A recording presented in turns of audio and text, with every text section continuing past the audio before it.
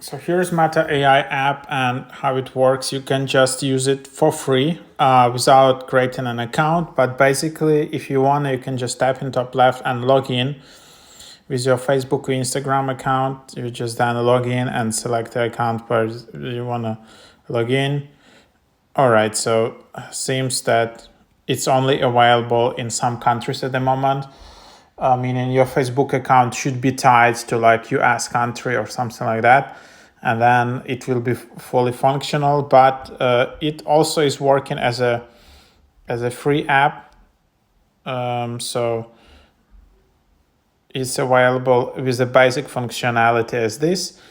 But if you want to add like some images and some, all right, so maybe it's even not like this, but yep, there you have it. So unfortunately it's just not available outside of US right now.